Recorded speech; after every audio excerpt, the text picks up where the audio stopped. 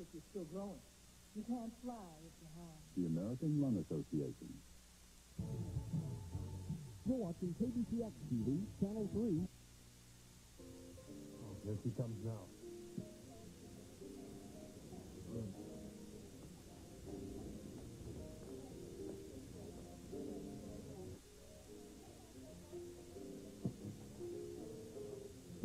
Sorry, Tony. Forgive me. I didn't mean to take so long.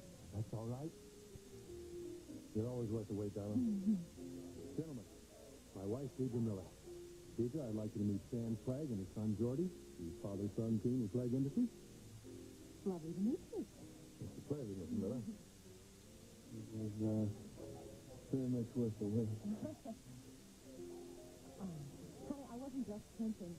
I was on the phone with our hotel trying to find another suite. You wouldn't believe the crappy rooms they gave us. Looking over an alley, for heaven's sake. I thought this was supposed to be Washington's #1 hotel.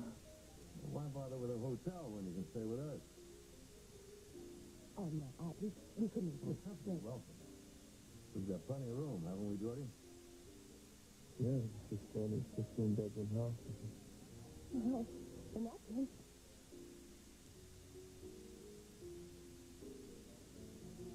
Was that serious, Tommy? Not was, is. You've been depending on drugs and some miscarriage. I said anything will go well tonight. But that was over a year ago. How could that have happened without my knowing it? First, no one realized that she was on the drugs. Then she got very good at hiding it. None of us knew. And my going away made it worse, didn't it? So being alone was not good, Tommy. Well, I'm not going to be alone anymore. I'm back, and I'm going to take real good care of her. I'm sure you will, but she needs more help than you. She's still very sick. And the withdrawal was very hard on her. Well, that was only the beginning. Okay, Thomas, tell me what I've got to do. All right, well, first, you got to keep an eye on her. You got to keep away from pills. And then you got to try and talk her into seeing a psychiatrist. Okay. Okay, I will, and maybe Trey's good news will help her out, too. That's good news.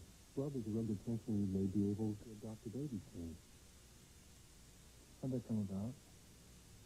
Well, Trey heard that Paula's lawyer, Austin Sinclair, heard about this baby that's going to be available for private adoption, and Julie went and talked to Sinclair, and it looks like they were in the running for this thing.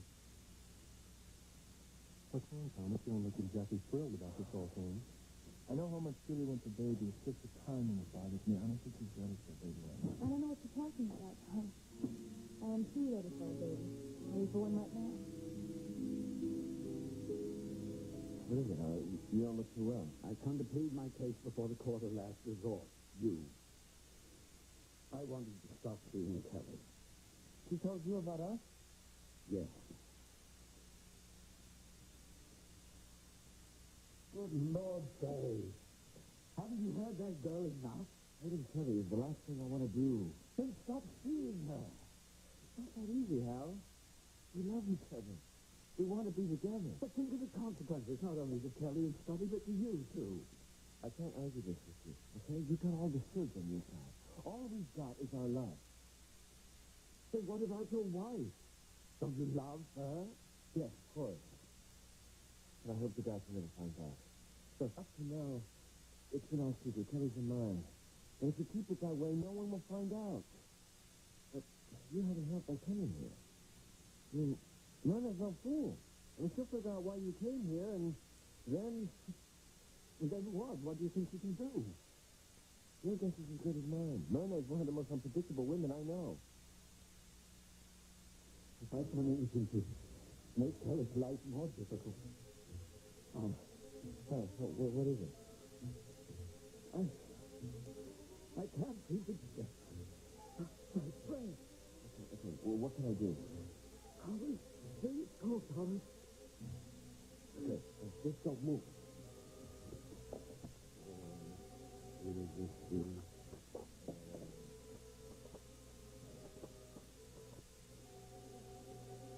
University Hospital. Dr. McCandless. Thomas McCandless. It's an emergency. This is Congressman Craig. Please hurry.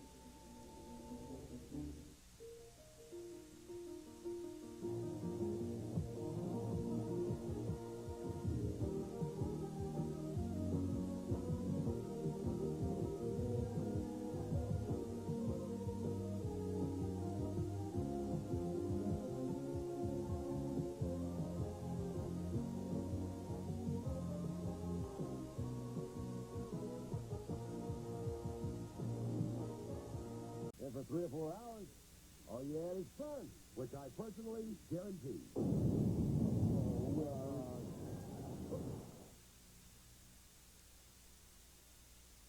Feeling was hospitalized for good reason and left against the doctor's better judgment. Go back. This is the only medicine I need right here. Sweetheart, Thomas is only concerned about you. We all are. I don't think he was saying you must go back to the hospital. No, but I know you tried to throw me out of here. I had to suggest that if you're still sick. Look, if something's wrong with me, I'll get over it. You need more than good intentions. Yeah, You Julie. need real help. We were just talking about that. Maybe you should try chemotherapy. I'll see a therapist. I'll see one 5 times a week if I have to. I want to be a healthy woman, a healthy mother for my baby. But you do believe me, don't you? Yes, I do, Jan, and I will be there rooting for you all the way. Now, see what you do to me? I'm going to see what this is about. You believe me, don't you? I want to get well, and I will. Of course I do. Julie, why don't you start that new health program right now and go on upstairs and get some sleep? I'm fine. I'm just... Julie, you haven't had any sleep tonight. I know, but this is your first night home, and I just want to sit up with you and talk and have some hot chocolate and spend time. And we have so much to talk about. Anything wrong, Thomas? Yeah, emergency. Oh, why do I get the feeling we've been talking about everything except the real reason why you asked me to meet you tonight? Because I don't like confrontation with static stuff. Is that what we're going to have? Confrontation? Why don't we call it a discussion? That's pretty starting here. You asked him point blank about Victor Markham. I did. Really. Let me tell you what's really bothering me. I have a feeling that you think Ed had something to do with Glenn's death. Am I right?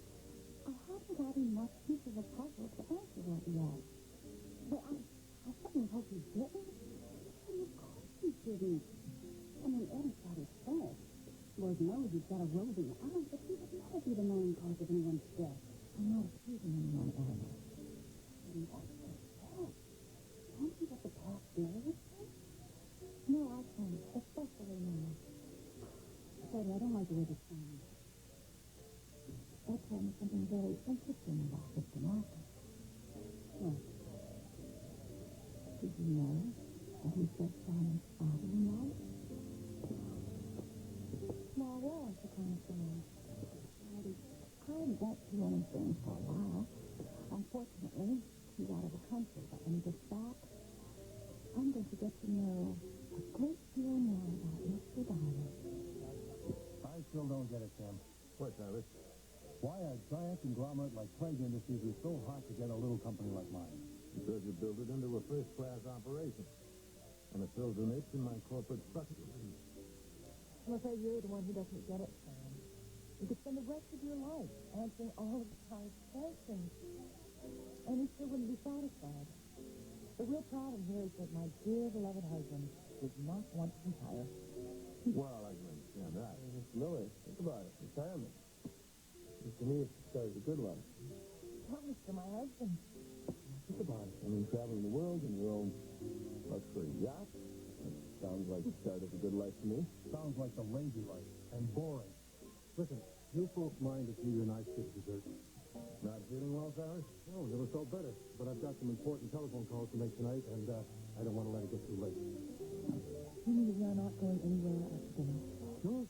Back to the hotel, pack. I'll make my calls, and then to the Craig house. Wait a minute. This is my first trip to Washington. And I'm not going to spend it in a mansion or in a hotel suite. I mean, I have read about Washington since I was a child, and I want to see those monuments all lit up. Listen, I've got an idea. Pat, why don't you make a phone call? Jordy, maybe you can drive Deirdre around and show her the sights. Yes, sir. I know Washington like the back of my hand. As a matter of fact, if I wasn't working for my father now, I'd probably be driving one of those tour buses. Well, it looks like we've solved our problem. And we were talking in front of the house sat down and couldn't speak. Oh, it's time, Miss Francisco. They're getting him ready for the ambulance now. Is he breathing okay? Oh, Oh, thank God. I never dreamed you'd go to see you. I'm coming into the hospital now. What about Teddy? Teddy, I've got to see you. Will you call me after you leave the hospital? I don't think it. We have to talk. Why? What's the matter? What did Hal say to you? Not Hal, it's Myrna. What about her? Well, she was here when Hal arrived. She saw him. Listen, I have to go now.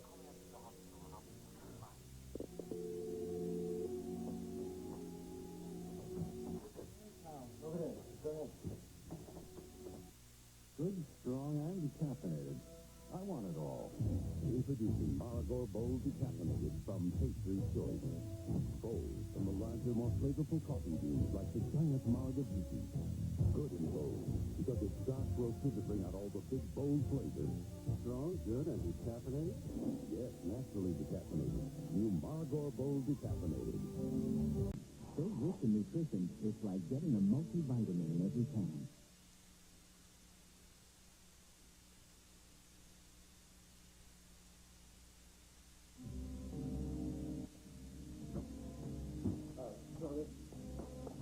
I have nothing to say. It's important. So is my patient. Are you going to come with us? I'll follow you on my car, Joe. You take good care of me in the ambulance. I'm worried about it. Got it, Joe. All right, Trey. Pretty fast. Boy, something we never did settle. When slugging me at Mario's with no answer. All right, what's the question? Are you going to tell someone about Teddy and me? What do you got to say? Just answer me. Yes or no? Tempting. Boy, is it tempting. The bottom line is I care too much about Phil McGregor. I don't think you do that yourself. Hey. I'm not going to hurt Phil, okay? I see. Trey, you married to a very smart lady. Now, how long is it going to take you to find out about it from someone else or to figure it out for yourself? Now, what are you going to do then?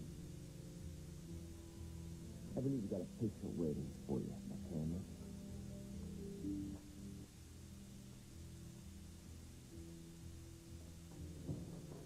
Oh, my love, you have no idea how long I've been today. Hot chocolate? Yeah, hot chocolate. And making love to you and just spending time with you. Well, baby, we're going to be together for the rest of our lives. But right now, I think it's a good idea for both of us to go upstairs and get some sleep. Would you, you really shouldn't worry about me so much. Now, listen, I'm Thomas fine. said you really needed your sleep, Julie. I said you shouldn't worry. Now look, am I not the picture of a healthy, contented wife, happy? Huh? That's what I thought before. Well, sweetheart, I know it's Okay, it's okay. I will admit that I took too many pills. I needed them. Get home now. I'm never going to have to take another pill ever again. Thomas said that you've been taking these pills for over a year. Julie, how come you didn't tell me how depressed and upset you were? Why couldn't you talk to me? I tried to at first. I guess I just didn't want to worry you. Julie, I love you. You are the most important thing in my life. Listen, didn't we make a promise to each other that we wouldn't keep any secrets? We did. And that includes whatever's bothering you. Julie, promise me from now on that you'll tell me whatever it is. Okay, I promise. Tyler, everything's going to be great for us, especially after we get the baby. Now, could you just stop talking about poor Julie's health? Because it's so long. Not right now. There's just one more thing to do. What? My mother said something about visions. Oh, yeah, everybody thought I was crazy. Well, she didn't say you were crazy. Well, I don't know what you want to call it, honey, but I did two things. It was as if I could see everything that was happening to you. Well, tell me about it. What did you see? Go ahead. I saw a bell tower and a large old book like a registry. And then a wooden crucifix. One night I woke up and there was a monk at the foot of my bed, and I saw a grave, which is why I thought that you might be dead. Tyler, we're never supposed to... Well, yes, in a way. Julie, I was looking for Victor Markham. He was last seen in that monastery somewhere in Austria. You were the one that found that out, remember? Yeah? Well, don't you see? This all makes sense. Somehow your subconscious, or whatever it was, put all these things together and brought all these images to your mind. No. It was so real. Well, I'm sure they were real, Julie, because of the drugs. No, then why don't you tell me what really happened so that I can know the difference between what's real and what I imagined? All right. When I got to the monastery in Austria, it had been taken over by a man named Corso. He and a few of his men were hiding out there. So what did you do? I disguised myself as a Benedictine monk and asked them for a shelter for the night. Did they let you in? Yes, they did, but I got a lot more than I was bargaining for. Someone saw through my disguise, and I stayed there longer than I wanted to as an involuntary guest in one of their cells. You mean they found you prisoner? What were they going to do to you? I don't know. I never found that out because two other visitors showed up on the scene at the monastery and blew it wide open.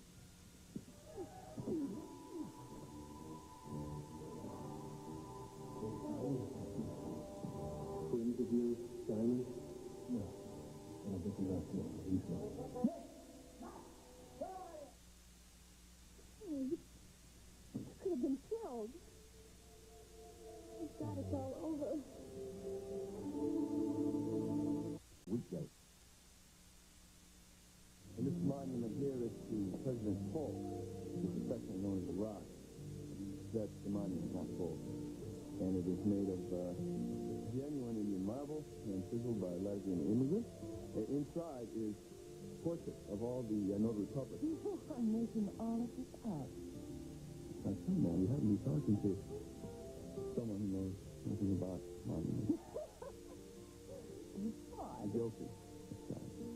But you wanted to see Washington, and I certainly didn't want to disappoint you. Plus, your father thought it would probably be a great idea to work on you separately. Well, now, stay in love warm decision, huh? A modest Samantha. A motto I learned by my father's niece. Well, your father was probably right. You'd do a lot better talking to me when you were my husband. Oh, yeah? How come? Cyrus usually does what I tell him to. Well, then how can I persuade him to take my father's offer? I'll tell you something. Now, how about if you show me the Lincoln Memorial? That is, if you can find it.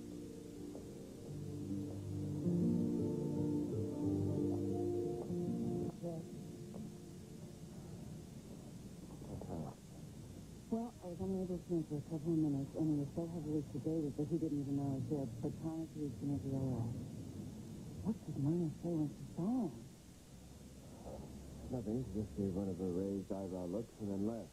You know she's going to press him. I mean, to associate power with me and Scott, or what are you going to fire? Okay.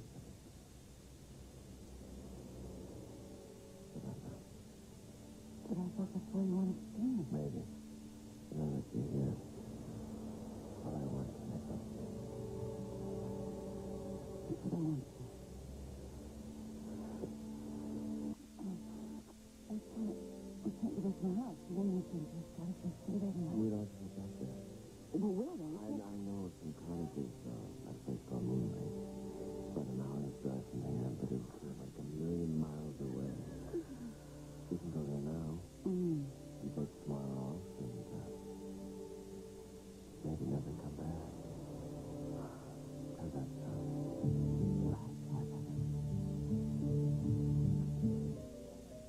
I don't understand. Glenn ran out 5 years ago. Why isn't this man starting to ask questions? Now, after all these years. So I'd ask him if I had any idea that somebody was holding back the truth. I thought it was a tragic accident. I tried to look, and I had to get as far away from his memory as I could. You know, you really lost touch with each other, didn't you, when you were away all this year? I always wondered how it was for you. And the day was saddened. If you were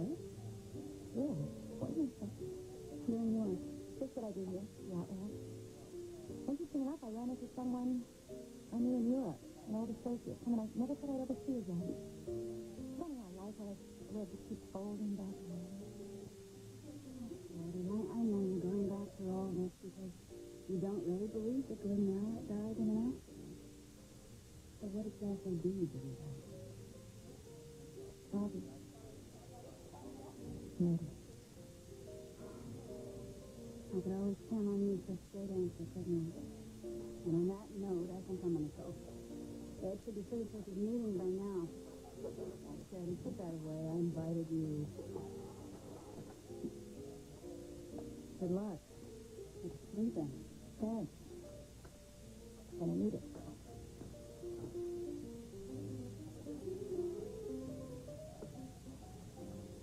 Can I get you anything else, Miss White? No, thank you. Do you know when Mr. Simon will be back from his trip abroad? I'm afraid I don't.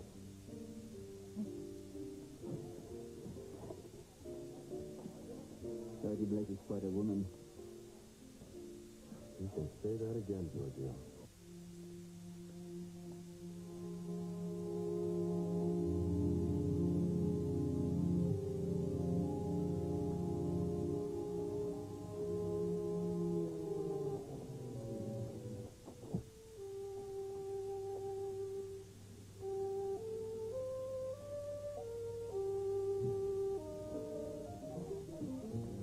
Welcome back, Mr. Diamond. Thank you, Giorgio. Casey. Mr. Diamond, what happened to you? I'll tell you my war stories later. Right now, I would like today's special and a tall, cold beer. I'll be in my office. Musk. That's the hint of it. Musk so mysterious.